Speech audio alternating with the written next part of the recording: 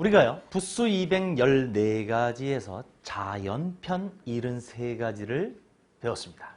이제는요, 인간편 141자를 배우죠. 자, 인간은 크게 세 가지 부분으로 나누는데요. 하나는 사람에 관계된 글자 25자, 그리고 신체에 관계된 글자가 58자입니다.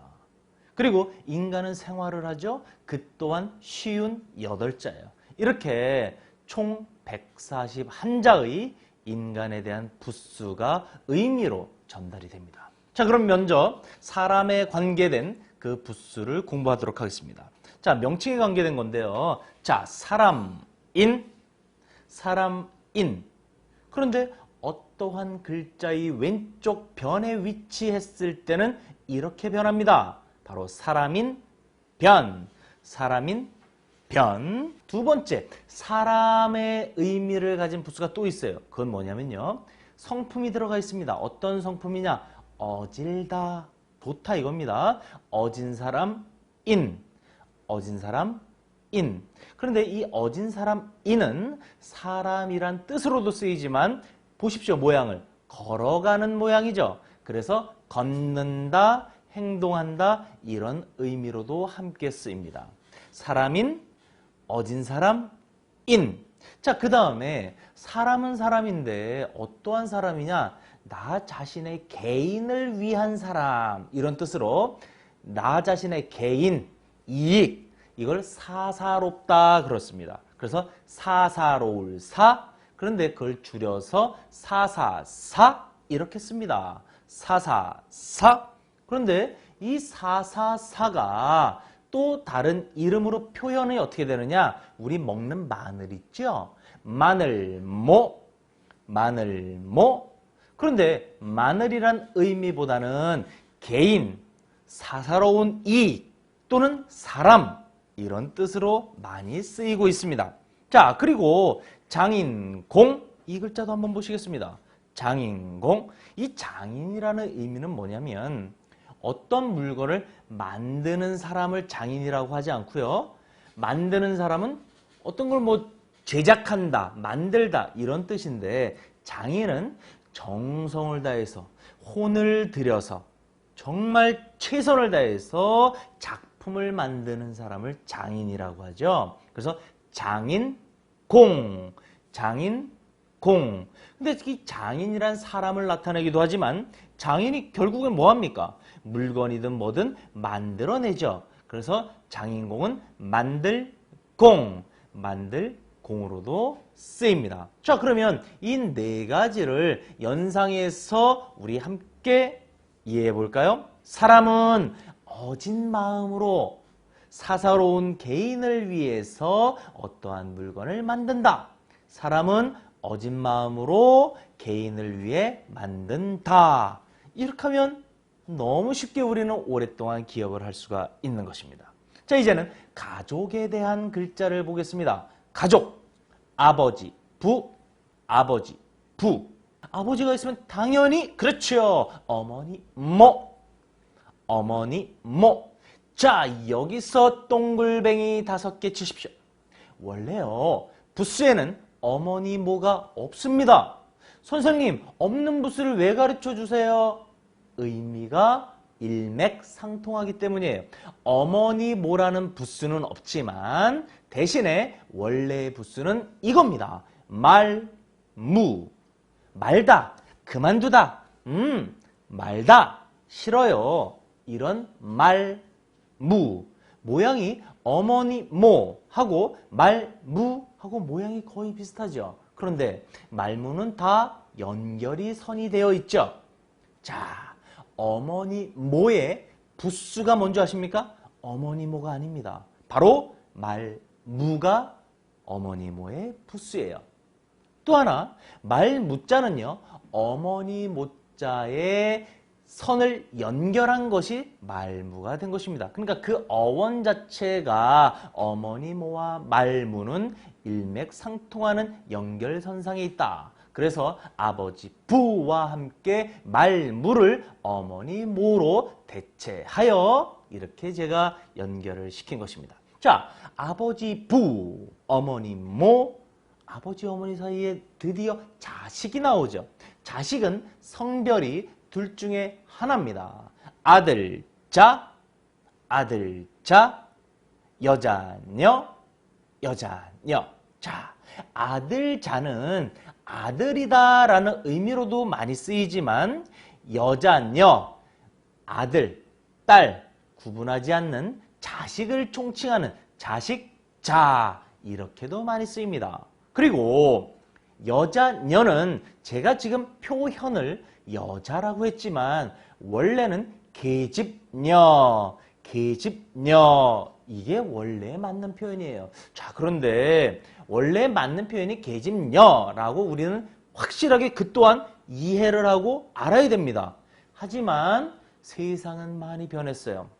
예전에는 남성 우월주의가 이 동양사상에서 많이 있었습니다. 그래서 조금은 부정적인 부분에 여자녀, 그때 당시로는 계집녀로 조금은 비하 개념으로 많이 활용을 했던 것이 사실입니다. 하지만 저는 그렇게 생각지 않아요. 남자, 여자 구분하기 전에 부모님한테는 모두 소중한 존재이고 또한 공평한 것입니다. 그래서 저는 여자녀라고 여러분들에게 이렇게 가르치도록 하겠습니다. 이거는 우리들끼리의 약속이에요. 하지만 어원은 계집녀 이렇게 이제 나온다는 사실만 확실히 알아두시면 돼요. 자, 그리고 또 하나가 있습니다. 뭡니까? 성씨씨 또는 각씨씨. 성씨씨. 너 성씨가 뭐니? 성씨씨. 그래서 부모, 자녀는 같은 성씨로 이루어져 있다. 이렇게 이해하시면 됩니다. 자, 물론 아버지의 성을 따르지요. 하지만 여기는 연상을 해서 이해하는 것이기 때문에 어떻게 합니까? 부모, 자녀는 같은 성씨로 이루어져 있다. 이렇게 공부하시기 바랍니다. 자, 다음 인생에 관련된 거예요. 인생. 자, 그럼 첫 번째 글자 이겁니다. 날생, 날생, 날다. 이게 아닙니다. fly 이게 아니에요. 뭐냐? 태어나다 이런 뜻입니다. 태어나다. 그럼 태어나고 나서 뭐합니까? 살아가지요. 그래서 날생은 살다, 살생이라는 또 다른 뜻을 함께 많이 활용합니다. 날생, 살생. 자, 다음에 사람이 태어났어요. 세월이 흘러갑니다. 어떻게 돼요? 늙어지죠. 늙어집니다. 늙을로, 늙을로. 그래서 늙으신 분 뭡니까? 노인. 자, 그런데 늙으니 이렇게 우리는 표현하지 말잔 말이에요. 한자는 지식 전달만이 아니라 사람의 공손한 도리. 그 또한 우리들은 알아야 됩니다. 그래서 늙은 이보다는 노인. 근데 노인 또한 조금은 그렇다면 어르신, 할아버지, 할머니 이렇게 우리들은 공손히 그렇게 호칭을 하시기 바랍니다. 아셨죠? 자, 늙을로. 자, 그 다음에 사람은 태어나서 늙습니다. 늙다 보니까 어떻게 됩니까? 병이 들어요. 병이 들어요. 그래서 이 부수가 들어가면 항상 통증, 질병, 아픔을 나타냅니다. 바로 병들어 기댈력, 병들어 기댈력 또는 병질엄, 병질엄 이렇게 표현을 하는 것이죠. 자, 그리고 이 글자 밑줄 쫙, 동글뱅이 쫙 바로 뭐냐? 뼈, 뼈, 앙상할 알, 뼈, 앙상할 알. 뼈가 앙상해졌어요. 뼈가 앙상해졌다는 건 가죽이나 피부나 아니면 살, 근육 이런 것들이 말라버린 겁니다. 그러니까 바로 죽기 직전에 어떤 그런 모양을 나타냈어요. 그래서 죽을 사, 변 이렇게도 표현을 하는 것입니다. 자, 다시 뼈, 앙상할 알. 그런데 이 글자는 이러한 글자로도 변형돼서 활용됩니다. 다음에 또 다른 글자 볼까요? 주검시. 아, 주검이 뭡니까? 시체. 시체는 뭐예요? 죽은 사람을 시체 또는 주검이라고 얘기합니다. 그래서 주검시, 시체할 때 시. 자, 그런데 이 주검은 시체는 누워있죠. 죽었으니까. 그래서 주검 시자는 시체 주검도 뜻하지만 누워있다, 눕다 이런 뜻으로도 많이 활용이 되고 있습니다. 자, 주검시. 자, 그리고 사람이 죽었어요. 이제는 죽으면 영혼. 이것을 동양에서는 혼 또는 백, 넉혼 넉백 해서 넉, 혼백이 빠져나갔다 이런 표현을 하는데요. 그러면 귀신이 될 수 있어요. 그런데 여러분들 걱정하지 마세요. 왜냐? 신령세원 한자 교실에서 같이 공부하는 우리 여러분들은 올바른 도리를 지키기 때문에 귀신이 안 됩니다. 더 좋은 사후의 세계에서 또 더 행복하게 사실 거예요. 자, 귀신, 귀, 귀신, 귀. 그러면 이걸 어떻게 우리 연상법으로 알까요? 자, 사람은 태어나서 늙고 병들고 뼈가 앙상해져서 주검이 돼서 귀신이 될 수 있는 겁니다. 자, 따라하십시오. 생, 로, 병, 그리고 사. 이 사에서는 뼈 앙상할 알이지만 죽을 사 변이니까 사로 우린 기억하면 됩니다. 생로병사 죽어서 주검이 되기도 하고 귀신이 되기도 한다. 이렇게 우리들은 확실히 이해를 해 주시면 되겠습니다. 자, 다음에는요. 성장. 사람은 태어나서 성장을 합니다. 커갑니다. 그 성장에 관련된 글자 6가지를 알아보도록 하겠습니다. 먼저 첫 번째 글자는 이겁니다. 붓, 율. 자, 우리는 연필, 볼펜 뭐 많죠. 근데 예전에는 그런 게 없었어요. 다 붓으로 한 글자를 쓰더라도 정성을 다해서 썼습니다. 그래서 붓, 율. 물론 붓, 필자도 있어요. 하지만 붓수 214자 중에서 특히 인간편에서는 붓, 율을 활용합니다. 자, 다시 붓, 율. 자, 붓으로 뭘 할까요? 글을 쓰거나 글을 배웁니다. 두 번째는 글월문.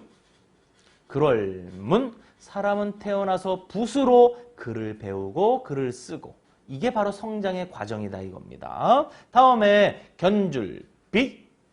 견줄비. 서로의 실력을 견준다라는 의미로 견줄비. 다음에 자, 공부를 열심히 했어요. 그럼 뭐가 됩니까? 예전엔 선비가 됐어요. 선비사. 선비사. 자, 선비가 됐는데 임금을 모시는 직책으로도 궁궐에 들어갔네요. 그걸 뭐라 그래요? 임금을 누가 모십니까? 신하신. 신하신. 자, 이렇게 되어 있습니다. 그리고 뭐가 있나요? 이 성장의 마지막 글자는 병부절.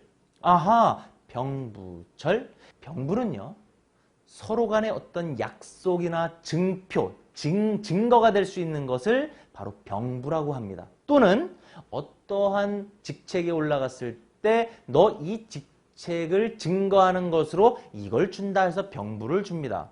그래서 그 병부를 어떠한 부분을 이렇게 쪼개요. 쪼갰을 때 한쪽 면이 이러한 모양이 돼요. 또 다른 쪽은 이런 모양 되겠죠? 이걸 서로 나눠 가지는 거죠. 자, 그런데 이 병부절은요, 무릎이 꿇린 상태의 병부절로도 변형이 돼서 많이 쓰입니다. 그래서 병부절이란 의미도 있지만 무릎을 꿇었다 이런 의미도 있어요. 병부절. 자, 그러면 이것을 어떻게 우리가 연상해서 쉽게 이해를 하고 오래 기억할까요? 자, 붓으로 글을 배워 견준 뒤 선비나 신하가 되어 그 증거로 병부를 받는다. 이렇게 이해하시면 되겠습니다. 다시 한번 붓으로써 글을 배워 견주고 그 견준 결과로 선비나 신하가 되어 병부를 받는다. 이렇게 확실하게 이해를 하시기 바랍니다. 자, 이제는 장소입니다. 장소. 장소는 총 4개의 글자로 이루어져 있는데요. 첫 번째 글자 이것입니다. 고을읍. 고을읍. 아하, 고을읍자네요. 자, 읍사무소 이렇게 되죠. 읍사무소. 읍을 관리하는 사무소입니다. 고을읍. 자, 그런데 고을읍이요, 어떠한 글자의 오른쪽에 붓으로 쓰일 때, 즉 우부방의 개념으로 쓰일 때는 이렇게 변형이 됩니다. 자, 다음엔 마을리. 사람이 사는 공간입니다. 지금 마을리, 마을리. 자, 고을이나 마을이나 여기에는 사람들이 농사를 지어요. 그래서 대표적인 농사가 뭡니까? 바로 밭전. 밭에서 일을 합니다. 밭전. 근데 또 다른 밭이 있어요. 뭐냐? 농촌에서만 밭이 있는 것이 아니라 어촌에도 밭이 있습니다. 바로 소금밭이에요. 자, 소금밭로, 소금밭로 이렇게 씁니다. 그 소금밭은 뭐예요? 굉장히 짜죠. 근데 땅에 있죠. 그래서 짠, 땅, 로. 짜다, 땅, 짠, 땅, 로. 이렇게도 표현을 합니다. 그래서 이렇게 이해하십시오. 고을과 마을에는 밭도 있고 소금밭도 있네. 한 번 더. 고을과 마을에는 밭도 있고 소금밭도 있네. 이렇게 우리가 확실히 알아두시면 됩니다. 이렇게 인간편에서 우리는 사람에 관계된 25자를 확실하게 공부하였습니다. 다음에는 신체에 대해서 공부를 하도록 하겠습니다. 자, 신체는요, 우리의 몸을 나타냅니다. 몸. 그러면 먼저 몸부터 어떠한 부수가 있는지 한번 알아볼까요? 첫 번째, 몸, 신. 몸, 신. 그래서 우리 신체가 튼튼해야죠. 이런 얘기하죠. 그때 몸, 신. 두 번째 또 몸에 관련된 부수가 있습니다. 뭐냐? 몸, 기. 몸, 기. 자, 이래서 몸신과 몸기가 있는데 이것을 어떻게 이해할까요? 그냥 몸신, 몸기, 이게 아니라 몸은 참 신기하구나. 이렇게 편안한 마음으로 이해하시면 됩니다. 몸은 참 신기하구나. 몸은 참 신기하구나. 그래서 몸신, 몸기. 자, 다음에는 몸에는요, 기본적으로 털이 나요.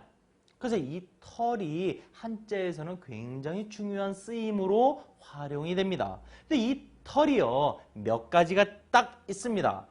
부수에서 4가지가 있어요. 첫 번째는 이겁니다. 털럭, 모, 털럭, 모, 털모. 이렇게도 많이 알지만 어원 자체는 털을 터럭, 터럭 이렇게 표현하시는 것이 올바릅니다. 근데 털모도 올바른 표현이에요. 근데 우린 더 올바른 표현을 쓰시죠. 털럭, 모. 자, 그 다음엔 털럭, 삼. 털럭, 삼. 같은 털입니다. 조금의 차이는 있지만 털럭, 모, 털럭, 삼. 이번에는요, 털럭, 삼이 들어갔는데 요런 글자네요. 털럭, 발.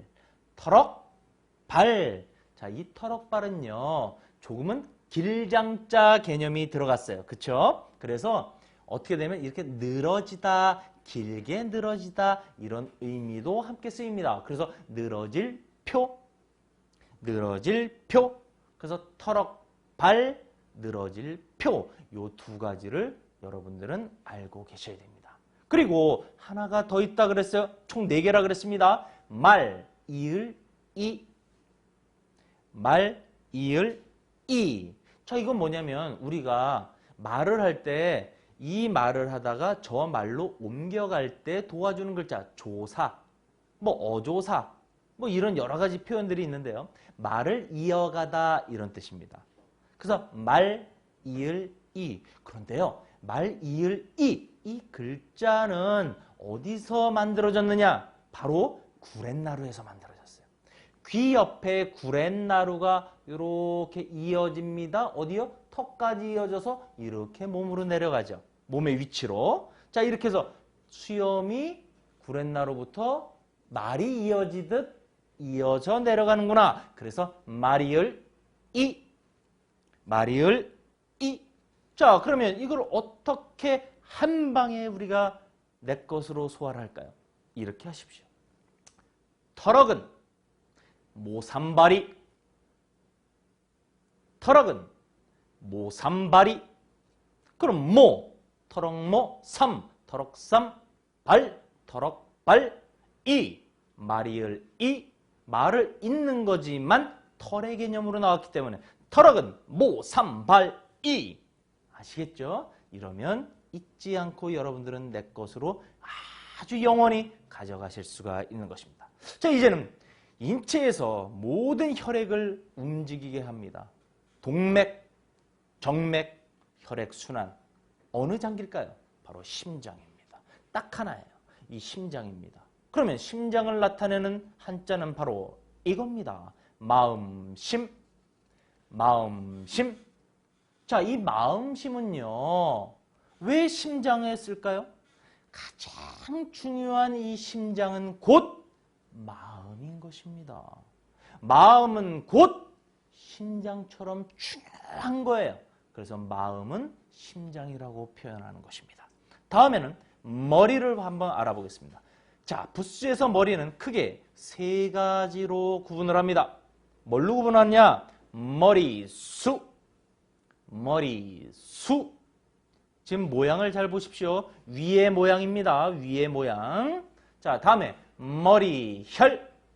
이제는 뭔가 뾰족뾰족한 게 아래쪽에 있네요. 머리혈, 머리혈. 그리고 하나가 더 있는데 뭐냐면 머리 부분. 머리 전체가 아니에요. 머리 부분 두. 머리 부분 두. 근데 이것은 돼지해라는 글자가 있습니다. 돼지해 글자의 머리이기 때문에 돼지해 머리라고도 그렇게 표현이 됩니다. 그래서 머리는 곧 세 개다. 뭐요? 머리, 수, 혈, 두. 이렇게 하시면 됩니다. 다시 머리, 수, 혈, 두. 머리, 수, 혈, 두. 머리, 수, 혈, 두. 된 거예요. 아, 붓수 214자에서 머리에 관계된 건 머리, 수, 머리, 혈, 머리 부분, 두.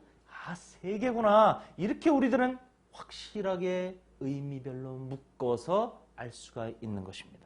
다음엔 얼굴에 관계된 글자는 딱 하나밖에 안 돼요. 뭐냐? 낫, 면, 낫, 면 또는 얼굴면이라고도 하는데 이 얼굴을 예전에는 낫, 그래서 얼굴에 아무것도 바르지 않은 상황을 민낫 이렇게 표현을 하는 것입니다. 자, 다음엔 눈을 한번 알아보겠습니다. 눈, 목, 눈, 목. 물론 눈 안자도 있어요. 하지만 지금 우리는 붓수입니다. 붓수에서의 눈을 나타내는 것은 눈, 목. 원래 눈은 이렇게 가로로 뉘어져 있어요. 이것을 세웁니다. 세워서 곡선을 직선으로 만들었죠. 그렇죠? 그게 바로 눈, 목입니다. 볼견, 볼견, 보일시, 보일시. 자, 그래서 눈은 보기도 하고 보이기도 한다. 그러니까 눈은 내가 보고 싶은 거를 능동적으로 볼 수도 있지만 내가 보기 싫은 것을 수동적으로 어쩔 수 없이 보여질 수밖에 없는 것도 있어요.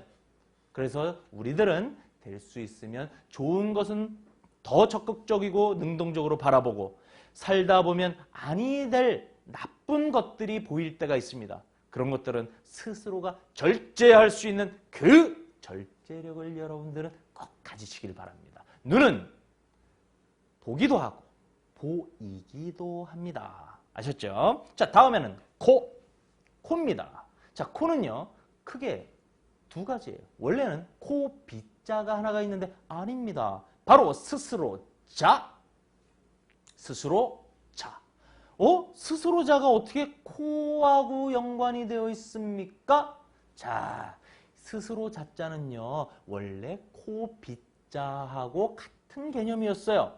그런데 세월이 지나면서 스스로 자, 나 자신, 자기 자신을 나타낼 때 그렇게 쓰이고 코비자는 별도로 이렇게 쓰입니다. 코, 비, 코, 비. 자, 그래서 코는 두 가지 개념이다. 어떻게 해요? 스스로 자, 코, 비. 이렇게 쓰입니다. 자, 코는요 누가 나를 가르칠 때 표현하는 그 위치를 코로 표현을 한 거예요. 나 자신 중에서 코로 나 자신을 표현한 겁니다. 나 말이야? 이렇게 해요. 그래서 코, 비, 스스로 자, 둘 다 코에 연결된 그러한 한자입니다. 자, 코는 뭐랍니까? 냄새를 맡죠. 근데 부수에서는 향기의 개념인 글자가 하나 있습니다. 그게 뭐냐? 향기롭다 할 때 향기, 향. 그래서 이걸 어떻게 우리가 연상하냐? 코는 자비롭다. 그래서 스스로자 코비. 코는 자비롭기 때문에 좋은 향기를 맡을 수 있다. 다음엔 귀로 갑니다. 귀, 이. 바로 이 귀를 나타내는 겁니다. 귀, 이. 자, 귀는 어떠한 역할을 합니까? 소리를 듣지요. 그래서 귀와 연관된 것은 소리, 소리, 귀로 소리를 듣는다. 귀로 소리를 듣는다. 이렇게 알아두시면 됩니다. 자, 다음에는 요거는 조금 많아요. 뭡니까? 입하고 연관되어 있어요. 자, 한자에서는 어떠한 부분은 한두 가지밖에 없고 어떠한 부분은 뭐 10가지, 20가지 막 이렇게 많은 것도 있어요. 그만큼 쓰임의 확률, 그게 많습니다. 그러니까 지금처럼 입이 많은 것은 여러분들이 더더욱 집중할 필요가 있는 것입니다. 자, 입은 말하기도 하고 먹기도 하고 여러 가지 역할을 합니다. 먼저 명칭에 대해서 볼까요? 입구. 입안에 뭐가 있습니까? 말을 하기 위한 혀가 있죠. 혀설. 그리고 입안에는 또 뭐가 있습니까? 음식을 씹을 수 있는 이가 있어요. 근데 그 이를 우리는 치아라고 합니다. 그럼 치아가 뭡니까, 선생님? 치아는요, 이치자, 이치, 그리고 어금니 아, 이렇게 있어요. 자, 그러면 이치와 어금니 이래서 치아가 되는데 여기서 이는요, 앞에 나온 앞니 그리고 송곳니. 앞니는 야채를 자릅니다. 송곳니는 고기를 찢어요. 어금니는 밥을 부셔요. 바로 이러한 각각의 역할을 하는 거죠. 그래서 치아. 근데 여러분들, 야, 이빨 닦자. 이거 올바른 표현 아닙니다. 왜요? 이빨은 짐승의 이를 이빨이라고 하는 거예요. 그러니까 우리는 그냥 편하니까, 야, 이빨 닦자. 이빨 봐. 이빨 빠졌네. 이게 아니라, 치아. 자, 이 닦자. 이런 표현을 많이 쓰시기를 저는 부탁드리겠습니다. 다음에는 입은 입인데 어떤 명칭이 아니라 행위에 대한 어떤 부분들의 글자가 있습니다. 첫 번째로, 말씀, 저 입을 통해서 말을 하잖아요. 말씀, 또 입을 통해서 말을 하는 걸 가로왈. 옆에 가로가 아닙니다. 가로사대. 내가 말을 하는 거, 말을 가로사대. 이럴 때 표현으로 가로왈. 그리고 또 하나 있습니다. 뭡니까? 입 벌릴 감. 자, 사과나무가 있어요. 떨어지길 바랍니다. 어떻게 해요? 입을 벌리고 먹죠. 물을 마실라 그래요? 어떻게 합니까? 입을 벌리고 먹죠. 그렇죠? 그래서 입 벌릴 감.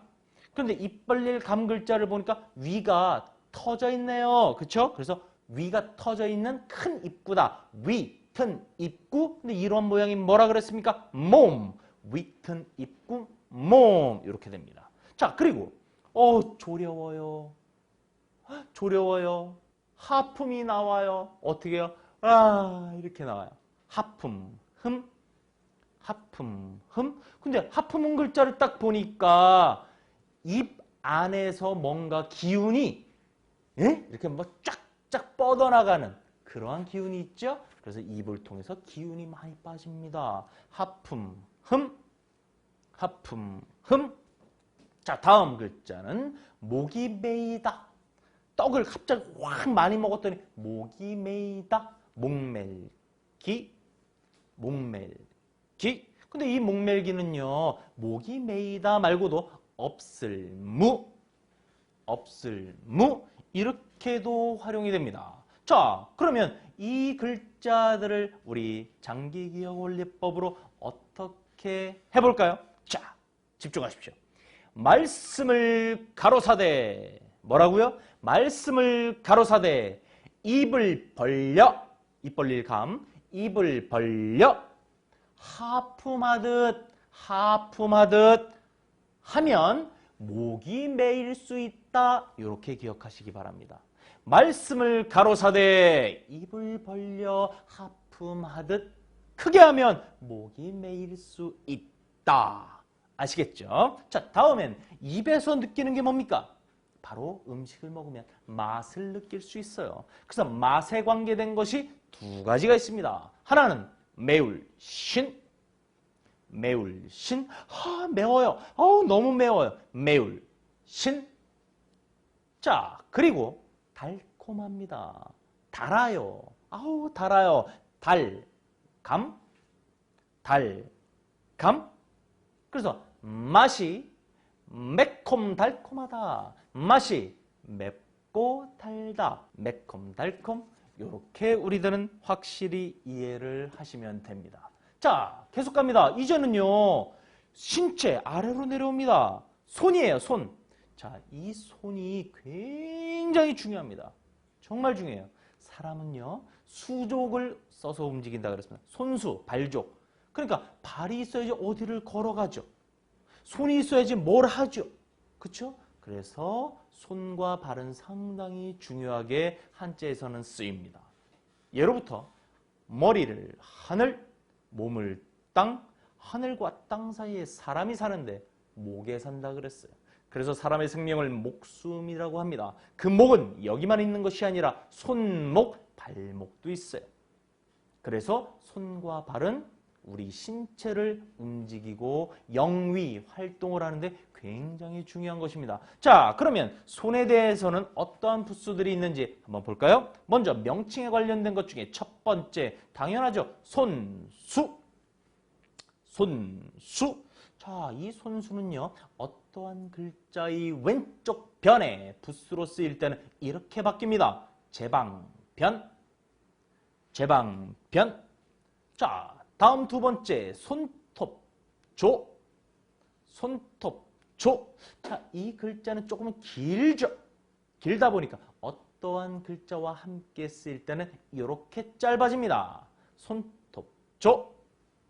자, 다음에는 마디촌입니다. 이 마디촌은요, 총을 빵 써요. 가위 이런 식으로. 이럴 때 요쪽에 어떠한 손의 마디, 손목 마디에 맥이 뛰는 곳이 있습니다. 이 맥이 뛰는 것을 점주로 팍 찍어서 표현한 겁니다. 이게 바로 마디촌. 그런데 이 맥은 어떠한 규칙이 있어요. 규칙이 움직여서 떡 이렇게 뛰지요. 그래서 규칙의 의미, 그 규칙은 법도의 의미를 갖기도 합니다. 그래서 마디촌, 법도촌이라는 의미로 확장돼서 아주 많이 사용이 됩니다. 자, 이제는 왼쪽 좌, 왼손 좌. 자, 왼손 있어요. 왼손 좌.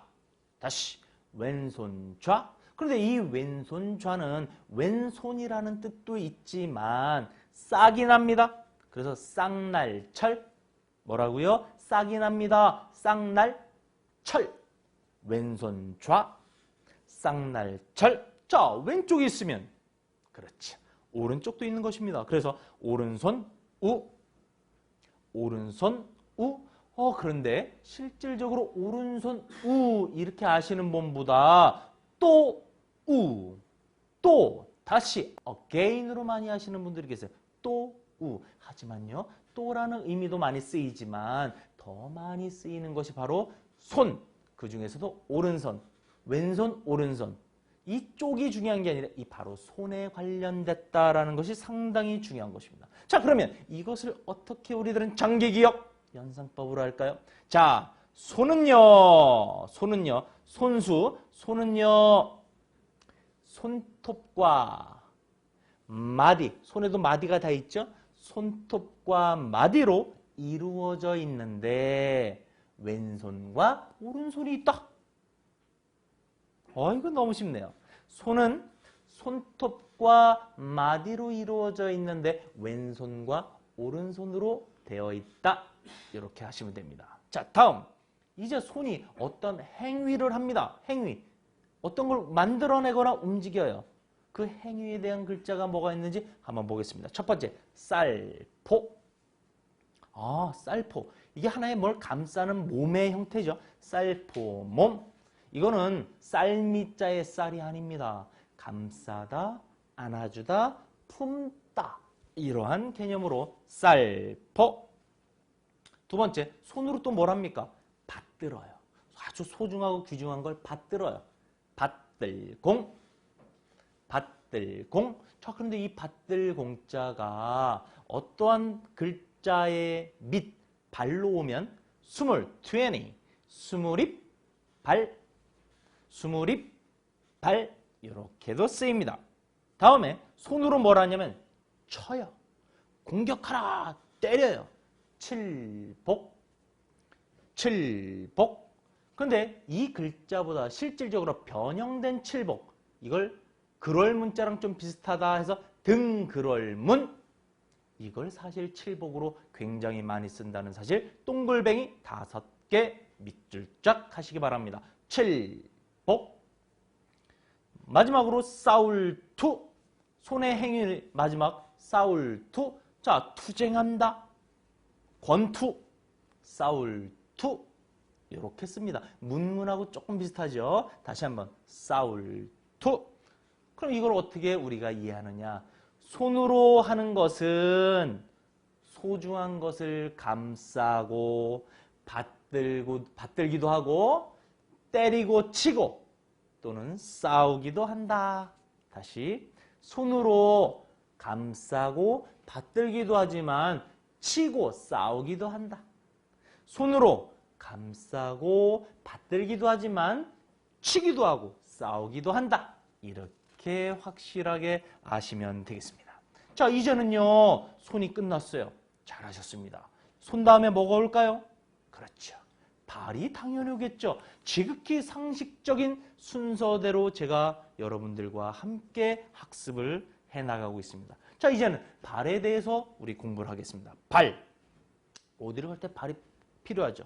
자, 그런데 이 발은요, 부수 214자 중에서 발의 명칭은 2가지가 있어요. 발족만 알았단 말이에요. 그렇죠? 발족. 그런데 발에 관련된 게 하나가 더 있네요. 뭡니까? 발소. 이 또한 뭔가 걸어가는 모양새를 띠죠? 바로 무릎부터 아래의 정강이 모양을 본뜬 것이 발소. 이 발소는요, 짝을 이뤄서 우리가 걷잖아요. 그래서 짝을 이뤘다라는 의미로 짝필, 이러한 뜻도 있습니다. 짝필. 자, 그리고요, 우리 사람이 이렇게 똑바로도 걷기도 하지만 선천적으로 조금 불편하신 장애인 분들이 계실 수도 있고 어디가 삐어서 절름절름 걸을 수가 있습니다. 그래서 절름발이 왕, 바로 이러한 글자도 있습니다. 그 다음에 발로 어떻게 합니까? 다니죠. 이걸 행하다 이렇게 얘기합니다. 그래서 단일행 또는 행할행. 자, 이 글자도 있는데요. 이 행할행자, 단일행자는요, 우리 수학이나 이런 데를 보면 항렬을 볼 수 있습니다. 항렬. 그래서 그때 항렬항 이렇게 또 다른 의미의 훈음을 또 가지기도 합니다. 단일행, 행할행은 항렬항 이렇게도 가질 수 있습니다. 사람은 다니기도 하고요, 멈춰서 그치기도 합니다. 그치다는 것이 2개가 있는데, 하나, 그칠지. 피가 그쳐요. 지혈. 그칠지. 다음에 그칠간. 그칠간자 많이 나옵니다. 그칠간. 사람이 다니기도 하고 그치기도 하는데 그치는 건 2가지가 있다. 그칠지. 그칠간. 그리고 걸을 때 어떻게 걸어요? 왼쪽 오른쪽 서로 어그러지면서 걷습니다. 어그러질 천. 양쪽의 발이 어그러질 천. 그래서 모양조차도 조금 틀리죠. 다음, 자, 발로써 우리 신체를 지탱합니다. 지탱할 지. 또 지탱이 되면서 어떻게 돼요? 올바로 우리는 서 있어요. 설립, 설립. 자, 그 다음에 사람은 또 어떻게 돼요? 걷죠. 아까 다닌다, 다닌다. 이건 어떤 일들, 행위를 행한다라는 의미로도 많이 쓰이는데 실질적으로 걷는다 이런 의미로도 쓰이는 부수는 바로 걸을 척, 걸을 척. 자, 사람인 변하고 비슷하죠. 근데 하나가 더 있죠. 그래서 두 명의 사람이다. 두인변. 사람이 중복되어 있다. 중인변. 이렇게도 쓰입니다. 다음엔 걸을 발 또는 필발. 걷는데 조금은 뛰어나듯이 좀 높이 걷는다. 그래서 꽃이 피다. 이런 개념으로 걸을 발 또는 필발. 근데 위쪽에서 많이 쓰이니까 필발머리, 필발머리 이렇게도 많이 쓰입니다. 자, 사람은 이제 걸었어요. 이젠 뛸 줄도 알죠. 달릴 줄도 압니다. 그래서 달릴 주, 달릴 주. 그래서 걷고 달려서 내가 목표한 지점에 이르러요. 이르러요. 다가갑니다. 그걸 미치다, crazy 이게 아니라 다가가다, 이르다. 이걸 미치다, 어떠한 영향이 미쳤다. 이렇게도 얘기를 합니다. 그래서 그 다가가다라는 것이 이를지, 이를지 도달하다 이런 뜻입니다. 다음에 비슷한 말로 미칠 이, 미칠 이. 이건 어떠한 것이 닿다, 닿다. 닿으려면 어떻게 돼요? 서로가 다가가야죠. 미칠 이. 자, 미쳤습니다. 다가갔습니다. 이르렀습니다. 이제 문을 열고 들어가면 되는 거예요. 들립, 들립. 자, 그렇게 해서 이렇게 조금은 길지만 하나하나씩 보니까 뭐 별것도 아닙니다. 자, 이제 연상을 해보겠습니다. 어떻게 연상을 하냐? 발족과 발소로 절름거리며, 다시 발족과 발소로 절름거리며 다니고 그치기도 하고, 이때 그치기도 하고는 그칠지, 그칠간. 그리고 발이 어그러지기도 하고 지탱하기도 하고 서기도 한다. 발족과 발소로 절름거리며 다니기도 하고 그치기도 하고 어그러지기도 하고 지탱하고 서 있기도 한다. 이렇게 우리들은 연상을 하시면 됩니다. 잘 기억 안 나요? 다시 돌리십시오. 이게 바로 이 강좌의 매력입니다. 이해가 안 됩니다? 그러면 다시 돌리셔서 한 번 더 기분 좋게 보시면 되는 것입니다. 자, 그 다음에 또 걷기도 하는 겁니다. 걸을 척, 걸을 척. 걷기도 하고 또 걸을 빨이잖아요. 이걸 함께 보는 겁니다. 걸을 척, 걸을 빨 또는 필발. 자, 또 걷기도 하고 달릴 줄, 달려서 걷기도 하고 달려서 이르러요. 이를지, 미칠리, 이르고 미쳐서 드디어 어떻게 합니까? 들어갑니다. 자, 이렇게 보면 됩니다. 자, 걸어서, 걸어서, 달려서, 이르러 미칩니다. 그래서 들어갑니다. 당연한 이 그림을 형상을 하시면 돼요. 자, 이렇게 우리가 이해를 하시면 됩니다. 자, 그러면 그 다음 글자를 한번 보시겠습니다. 요거는요, 한 큐에 딱 외워버리셔야 됩니다. 자, 그러면 한번 보겠습니다. 요게 굉장히 비슷하면서도 이해하기가 힘들고 헷갈릴 수가 있어요. 자, 먼저 쉬엄쉬엄 갈 착, 쉬엄쉬엄 갈 착. 원래의 글자는 이겁니다. 쉬엄쉬엄 갈 착, 착받침이라고 했죠. 자, 맨 위에 점주자 하나 뺍니다. 길게 걸을 인, 길게 걸을 인. 그 다음엔 천천히 걸을 쇠, 천천히 걸을 쇠. 다음에는 뒤쳐져서 와요. 뒤져 올 치. 뒤에 쳐져서 옵니다. 뒤져 올 치. 자, 쉬엄쉬엄 갈 착, 길게 걸을 인, 천천히 걸을 쇠, 뒤져 올 치. 자, 그런데 천천히 걸을 쇠와 뒤져 올 치가 칠복, 등글얼문하고 조금 비슷해요.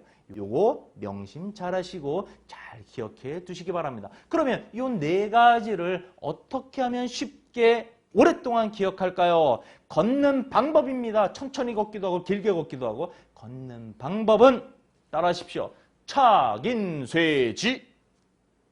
착인쇠지. 쉬엄쉬엄 갈착. 길게 걸을 인. 천천히 걸을 쇠. 뒤저울치.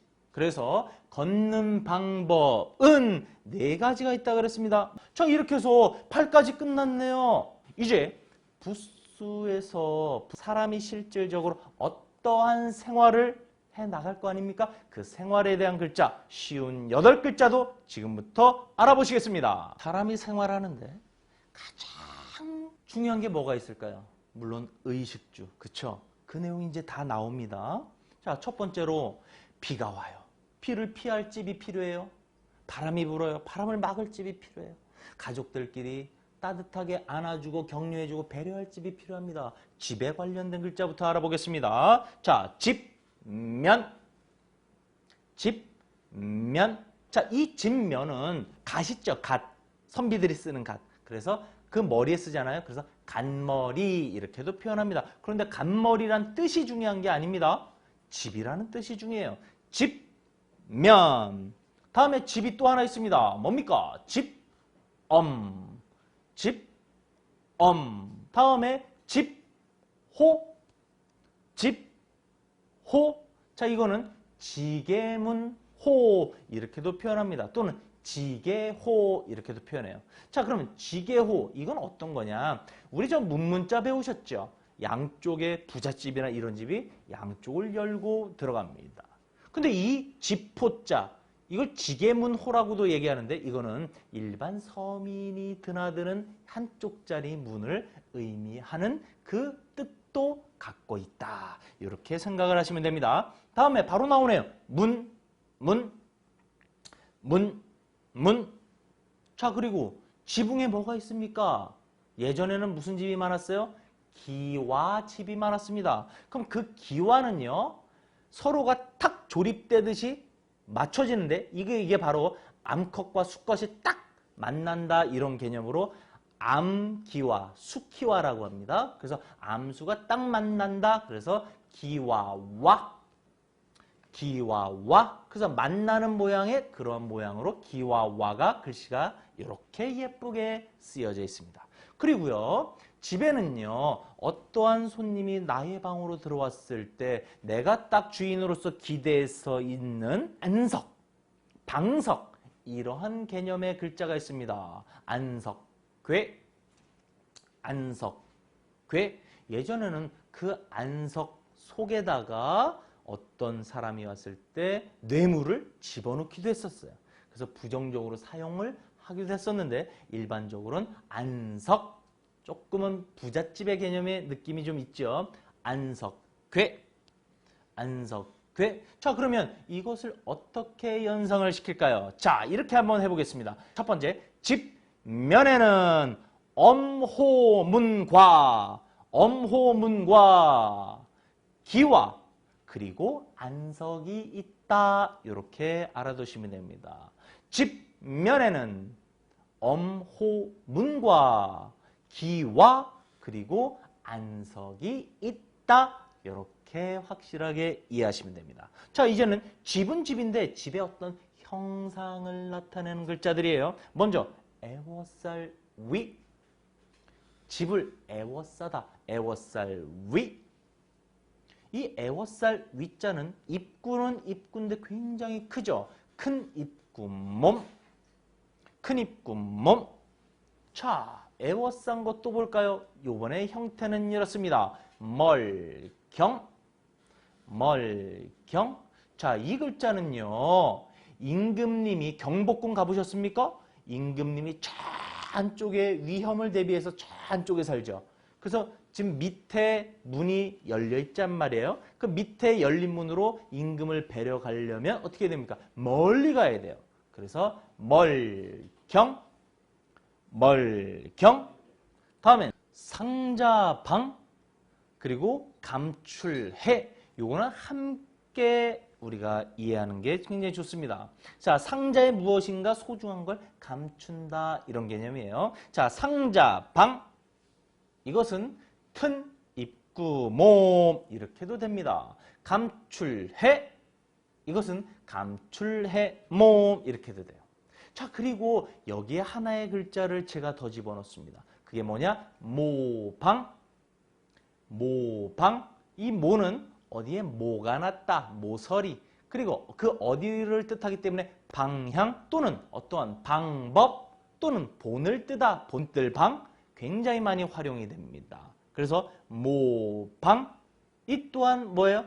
어디에 어떤 모서리로 간다. 그런 위치, 방향 이렇게 나타나기 때문에 함께 해석을 하면 됩니다. 자, 그러면 어떻게 우리가 이걸 이해할까요? 이게 다 몸이잖아요. 몸. 그래서 몸을 에워싸 멀리 있는 상자에 감춰요. 그래서 모서리에 두는 겁니다. 몸을 에워싸서 멀리 있는 상자에 감추어 모서리에 둔다. 이렇게 이해를 하시면 오랫동안 우리들은 이걸 활용할 수가 있습니다. 자, 다음에는 이젠 옷에 대해서 한번 알아보겠습니다. 자, 옷에 대해서 명칭부터 볼까요? 옷의. 자, 이 옷의자는 어떠한 글자와 함께 쓰일 때 바로 이렇게 바뀝니다. 옷의 변. 변으로 쓰일 때 이 올자입니다. 다음 수건건. 수건건.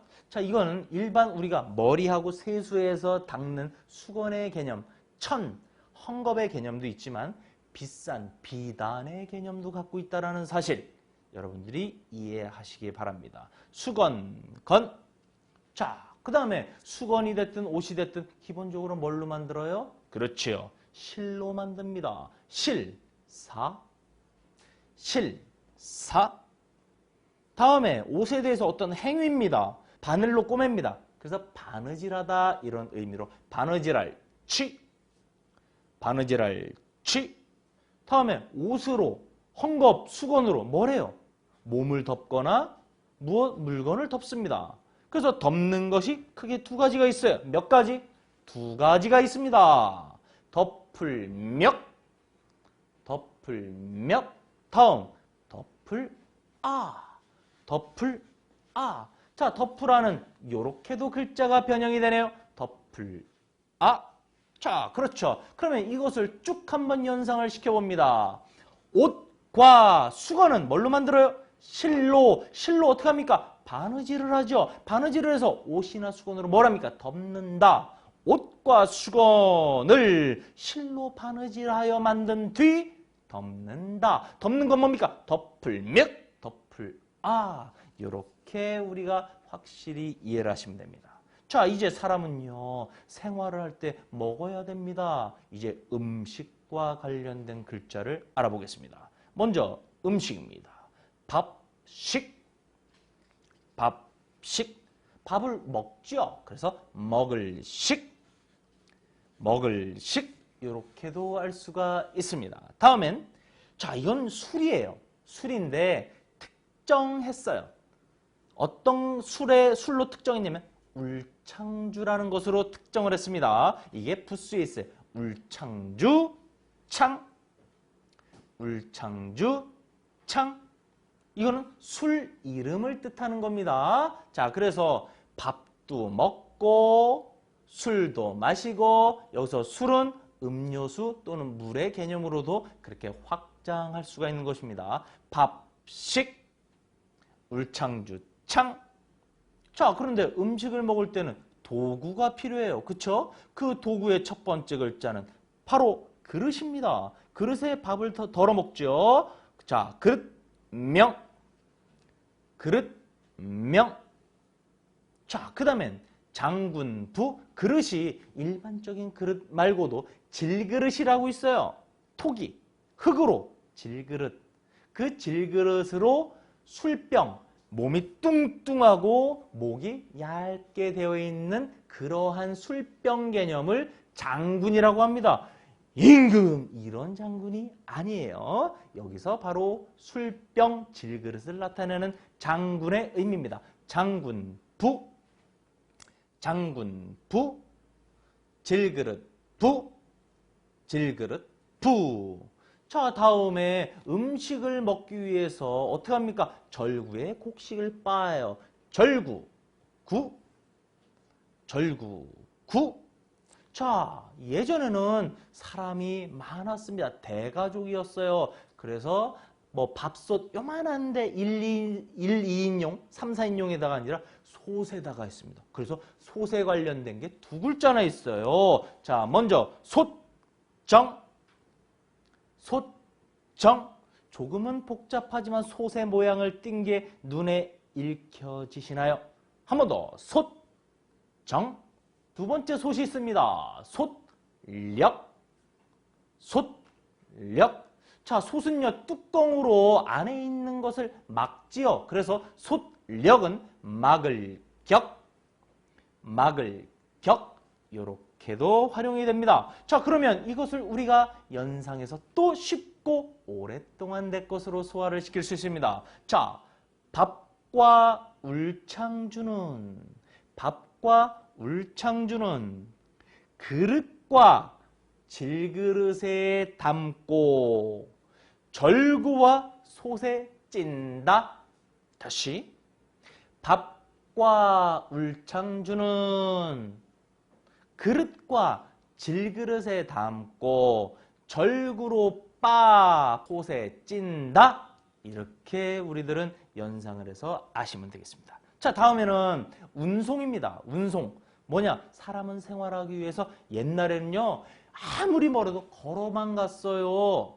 부잣집은 사람이 가마에 태워갔어요. 그게 끝이에요. 요즘은요, 자동차, 비행기, 배, 굉장히 많은 도구가 있었습니다. 그런데요, 예전에는 비행기가 없었죠. 그래서 옛날에 운송 도구는 두 가지로 대표적으로 푸스에서 표현합니다. 하나는 수레거 또는 수레차, 인력거, 자전거, 자동차. 이렇게 수레의 의미지만 음은 두 가지라고 했습니다. 수레거, 수레차.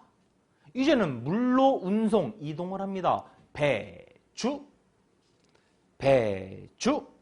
그래서 사람은 수레와 배를 타고 이동한다. 이렇게 하시면 됩니다. 왜요? 비행기는 없어요. 그때 당시에는 새만 날아다녔습니다. 사람은 수레와 배를 타고 이동한다. 자, 이제는 실질적으로 사람들이 생활하기 위해서 도구를 만듭니다. 이 도구가 굉장히 많은데 굉장히 많이 또 활용이 됩니다. 집중하시고요. 자, 먼저 가장 많이 활용되는 거 칼, 칼도, 칼도. 자, 이제 이 칼이 어떠한 글자의 오른쪽에 쓰입니다. 그때는 글자의 폭을 줄이기 위해서 칼을 세워요. 그래서 첫 번째 세우는 건 짧게, 두 번째는 길게. 선, 칼도, 방. 자, 그 다음엔 비수비. 요 글자 한번 보십시오. 비수비. 요거는 비수, 짧은 칼이에요. 내가 휴대할 수 있는, 내가 가지고 다닐 수 있는. 그래서 옛날에는 숟가락이라는 것도 여기에 포함시켰습니다. 그래서 숟가락비, 비수비, 숟가락비. 이렇게 함께 활용이 됩니다. 다음, 도끼근. 도끼근. 도끼는 날이 있어요. 그래서 날근. 이렇게도 표현을 하죠. 다음에 쟁기래. 쟁기래. 쟁기, 농사를 짓는 도구. 모든 걸 총칭해서 쟁기라고 얘기를 합니다. 근데 특정해서 가래를 뜻하기도 해요. 가래. 가래는 목에서 나오는 가래가 아니라 농사를 지을 수 있는 도구의 가래를 얘기합니다. 쟁기래, 가래래. 자, 그 다음에 어떤 게 있나요? 모든 것을 다 막고 잡을 수 있는 그물이 있습니다. 그물망, 그물망. 자, 그물망은 이렇게 글자가 변형이 되기도 합니다. 그쵸? 자, 그러면 이것을 어떻게 연상할까요? 자, 칼과 비수, 그리고 도끼와 쟁기 그걸로 그물을 찢는다. 이렇게 아시면 돼요. 다시 칼과 비수, 도끼와 쟁기로 그물을 찢는다. 이렇게 아시기 바랍니다. 다음엔 이제는 전쟁에 쓰는 것들이 있어요. 창모, 창모 찌르는 겁니다. 근데 그 창은요 또 다른 글자가 하나가 있네요. 뭡니까? 창과, 창과. 그러니까 창은 창모, 창과 이렇게 두 개가 있다는 사실. 다시 창모, 창과. 자, 이제 창은 뭡니까? 뾰족한 거예요. 이제 뾰족하진 않지만 이것도 창과 같은 역할을 합니다. 뭐예요? 몽둥이 수, 몽둥이 수. 그러니까 몽둥이라는 뜻도 있지만 때리다, 치다 이런 의미도 있습니다. 다음 어떤 걸 탁 걸을 수 있고 찔를 수도 있는 갈고리 궐, 갈고리 궐. 자, 이러한 창이든 갈고리든 누군가는 찔기만 하면 안 되잖아요. 막아야 됩니다. 막는 게 뭡니까? 방패간, 방패간. 자, 그래서 우리는 또 연상을 합니다. 창과 창모 이렇게 두 가지가 있어요. 하나로 봅니다. 창과 몽둥이로 그리고 갈고리로. 창, 몽둥이 그리고 갈고리로 찌르는 걸 누가 막아요? 방패가 막는다. 창과 몽둥이와 갈고리로 찌르고 그것을 방패로 막는다. 이렇게 우리는 기억을 하시면 됩니다. 다음 이제는 멀리 있는 걸 쏘는 거예요. 자, 그 화살에 관련된 거 활궁, 활로 쏘죠. 활궁. 자, 그리고 잘 보십시오. 화살이 두 개의 의미가 있습니다. 하나는 화살시, 화살시. 또 하나는 화살인데 주살이라고 불러요. 주살익, 주살익. 활에 화살이나 주살을 당겨서 쏜다. 활에 화살이나 주살을 당겨서 쏜다. 이렇게 이해하시면 됩니다. 또 예전에는요. 전쟁에 나가면 또는 농사를 지을 때 흥을 돋궈야 돼요. 그렇지만 씩씩하게 농사 짓는 분들이든 아니면 병사들이든 그 흥에 겨워서 더 열심히 싸우기도 하고 더 열심히 일하기도 합니다. 그래서 음악에 필요한 악기가 있었어요. 그것도 인간 생활에 필요한 도구였습니다. 그게 부스에서는 두 가지가 있는데 첫 번째 이겁니다. 북, 고, 둥둥, 둥둥, 북, 고. 요 글자 잘 기억하십시오. 북, 고. 두 번째 피리, 리코더, 피리, 피리, 약, 피리, 약. 북을 치고 피리를 분다. 북을 치고 피리를 분다. 이렇게 알아두시면 됩니다. 자, 이번에 행위가 또 이제 있어요. 도구. 자, 뭐가 있냐? 힘력. 도구가 있습니다. 그럼 어떻게 해요? 힘을 써야죠. 힘을 써야지만 그걸 활용할 수가 있는 것입니다. 힘력. 힘은 근육뿐만이 아니라 어떠한 일을 할 때 열심히 하는 것 또한 바로 힘력입니다. 힘력. 자, 힘을 어떻게 해요? 사용하죠. 자, 씁니다. 쓸, 용. 사용하다 할 때 쓸, 용. 자, 그 다음에 어떻게 해요? 도구를 가지고 뚫어요. 땅을 뚫어요. 뚫을, 곤. 뚫을, 곤. 자, 제대로 뚫기도 하지만 삐쳐서 잘못 뚫을 수도 있습니다. 삐침별, 삐침별. 자, 그래서 이 네 가지를 또 우리들은 쉽게 연상을 짓습니다. 힘을 써서 힘력, 쓸용. 힘을 써서 뚫었는데 살짝 빗나갔네. 아이, 실수했네. 이런 개념으로 이해하시면 됩니다. 힘을 써서 뚫었어요. 근데 살짝 빗나갔네. 살짝 삐쳤네. 이렇게 아시면 됩니다. 다음에는 옛날에는요. 점을 많이 봤어요. 왜냐하면 미래에 대해서 두려운 것도 있지만 미래에 대해서 일기예보처럼 언제 무슨 날 어떤 때 비가 온다는 거 알면 우산을 미리 준비할 수 있잖아요.